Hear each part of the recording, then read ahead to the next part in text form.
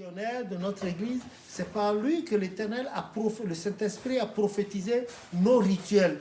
La plupart et les chants de nos cérémonies rituelles. Voilà. Et ils ont tout défait, ils ont changé les soutanes. Aujourd'hui, même les femmes des grands dignitaires de l'Église aussi portent des bonnets avec des plis et on dresse les bonnets, on dirait les bonnets des fonctionnaires de la société pâtissière Paul de France. Et c'est ça, les bonnets sont hauts et d'une certaine manière. Et puis, bon, or, si on doit se référer à la déclaration que le prophète a faite le 24 décembre 1958, dans la nuit, pendant les annonces du 24 décembre 1958, lors du pèlerinage à Sémin, il a bien, là-dessus, il a parlé des soutanes et il a révélé ce qui lui a été confié spirituellement. On dit, avant de porter, qu'il est malsain à tout chrétien céleste, toute chrétienne céleste, de porter la soutane directement sur le corps humain. Et il a dit qu'il lui a été révélé de porter des tricots, comme j'ai porté tricot blanc avec manche sous la soutane et en dessous de la soutane, porter une culotte Bermuda blanche ou bien un pantalon blanc. Surtout pour les femmes, la culotte Bermuda de couleur blanche parce que quand le Saint-Esprit, elles sont agitées par l'Esprit, beaucoup perdent leur pagne en bas de dessous les soutanes et elles tombent nues devant tout le monde. Ce qui n'est pas bon. Voilà pourquoi il a été révélé ça. Et en plus, il a été dit que personne, ni les vernis, ni les ongles, ni les rouges à lèvres, ni les mèches, tout ça, Papa Oshofa en a parlé cette nuit-là. Et au fur et à mesure, à la paroisse mère, le siège suprême de notre Église dans le monde entier à Porto Novo, le prophète est revenu là-dessus plusieurs fois. Nos mamans ont exécuté. Vous avez des bijoux, et bien en venant à la paroisse, dès que vous arrivez à l'entrée de la paroisse, on n'a pas dit dans la paroisse, hein, et on n'a pas dit dans le temple, vous enlevez tous vos bijoux, et vous les mettez dans les poches. Et vous habillez, vous avez les lunettes médicales, les verres médicaux, vous avez l'alliance, et votre montre bracelet et le corsage blanc ou tricot blanc pour les femmes pour empêcher qu'on voit les circonvolutions de leur corps et respecter le modèle de soutane qui a été révélé par le Saint-Esprit et que les gens ne respectent pas du tout aujourd'hui, surtout les couturiers et les tailleurs de soutane. Et moi je ris, je prie beaucoup pour eux que le malheur ne vienne parce que je ne vois pas, comme l'a dit Job 41, qui est celui qui a la folie d'obscurcir les desseins de Dieu. Est-ce qu'ils étaient là quand le Saint-Esprit dictait toutes ces choses à Papa Oshofa? Non. Est-ce qu'ils étaient là pour être des témoins et rapporter ce témoignage? Non. Alors, cette tailleur de soutane, pourquoi est-ce qu'ils ne peuvent pas? Il faut se cultiver. Pour la chose de Dieu, il ne faut pas qu'eux, ils portent cette charge-là qu'ils vont laisser en héritage à leurs enfants. Franchement, des fois, je vois des modèles de soutane, je suis dépité. Je suis complètement dépité et les mèches que les gens portent, les femmes-là, font qu'elles ont de gros bonnets sur la tête à cause de... Et ces mèches-là, alors que tous les jours, l'eau doit entrer dans les cheveux, comme a dit le Saint-Esprit à Papa Oshofa, il faut laver tout le corps, depuis la tête jusqu'aux pieds. Est-ce qu'elles le font? Quand elles ont les mèches sur la tête et elles font l'amour avec leur mari ou leur copain, est-ce qu'elles se lavent de la tête jusqu'aux pieds? Elles lavent à partir du visage, les oreilles, le reste du corps et la tête. Donc, elles apportent la souillure dans la maison de l'Éternel. Il n'y a pas qu'elles. Il y a les devanciers aussi. Il y en a qui portent des dreads. Écoutez, cette histoire de dread, on sait très bien que c'est pas cela, c'est ce qui a tué Absalom, le fils de David. Il a été pris dans les branches. Ces dreads ont été prises dans les branches des arbres alors qu'il poursuivait son père. Et il en était mort. Il est mort entre le ciel et la terre. C'est cela. Quand l'Éternel, l'Esprit révèle de ne pas toucher aux cheveux, c'est pour un temps où l'Esprit donne des moyens. Moi qui suis ici, je ne peux pas dire devant vous le nombre d'années déjà qu'on n'a pas touché à mes cheveux, mais personne ne sait. Personne. Et tous les jours, l'eau passe dans mes cheveux, sur ma tête, le savon également, tous les jours. Tout, ça doit être ainsi. pour tout le monde dans l'église. La propreté corporelle, la sanctification corporelle, la sanctification du cœur et le Saint-Esprit est à l'œuvre pour la gloire de Dieu. Nous devenons des instruments vivants de la gloire, de la manifestation de Dieu partout où nous passons. Mais malheureusement, je ne sais pas, je ne peux pas dire pourquoi les gens sont devenus chrétiens célestes ou non, mais je déplore beaucoup ceci et je regarde, des fois je pleure. Quand je regarde les chorales là, à travers les prestations même, on dit que tout doit être fait avec modestie et crainte de Dieu. Qu'est-ce que les gens font? Ils jouent, ça chante, on déforme même les chants. Même « Ô Christ, ô mon roi », le chant là d'adoration, « Ô Christ, ô mon roi », il y a des gens qui font des solos là-dedans. Et le chant le chant pour l'absoute, Belélé là, les gens font des solos d'instruments là-dedans. Oh, oh, oh, c'est pas trop leur faute.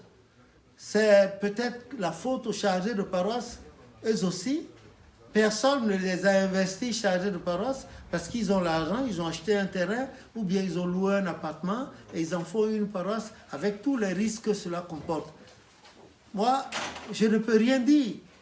J'ai parlé plusieurs fois, j'ai vu rencontrer des maîtres de chorale. Ils ne veulent pas, ils ne posent pas de questions pour eux. Et sur les paroisses, aujourd'hui, les gens vont pratiquement à l'église parce que c'est ça, ça joue et les fidèles n'attendent que ça. On ne leur parle plus profondément de l'église ni de la parole de Dieu. C'est cette parole-là qui nous sauve. Les gens chantent, c'est la parole qui est mon salut. C'est la parole qui est mon salut. C'est la parole, c'est la parole, c'est la parole qui est mon salut. Sans la parole, le monde n'aurait jamais existé. Au commencement était la parole, et la parole était avec Dieu, et la parole était Dieu. La parole était avec Dieu, et toutes choses ont été faites par elle.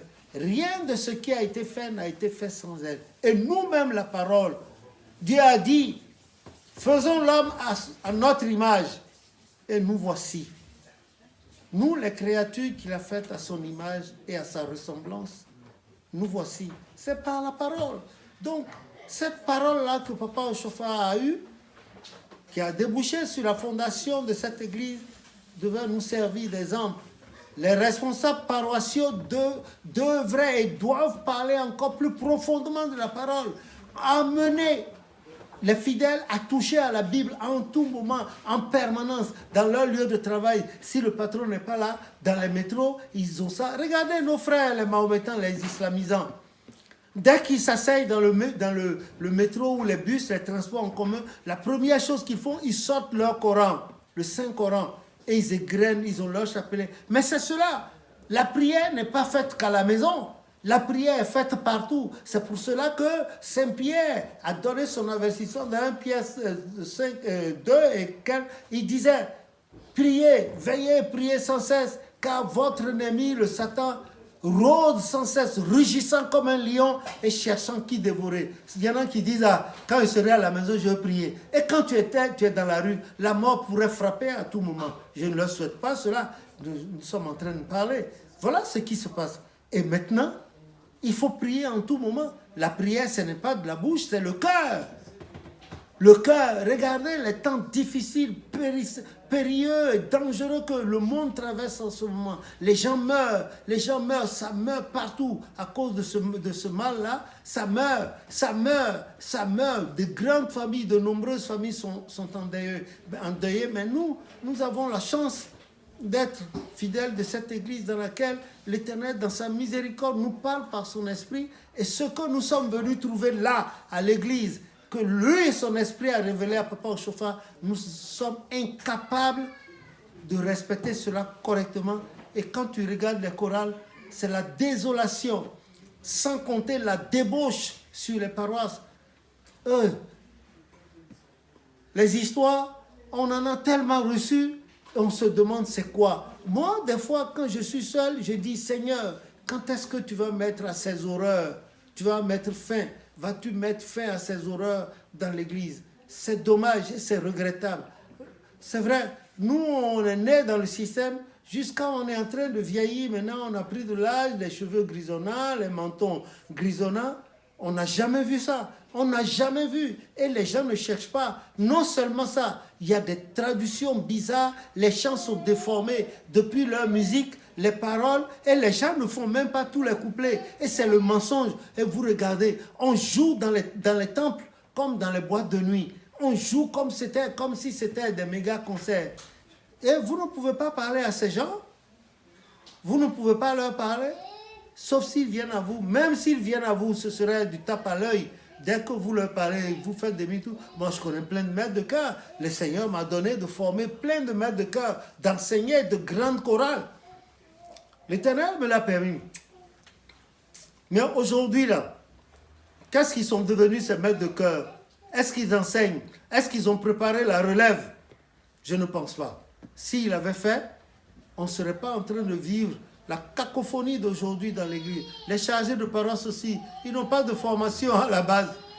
S'ils n'ont pas de formation, quelqu'un qui n'a pas reçu d'éducation, qui n'a pas reçu un background spirituel, comment est-ce qu'il peut former quelqu'un au spirituel? Ce n'est pas possible. Voilà c'est comme ça que dans un premier temps, je peux répondre à ta question, frère Gildas.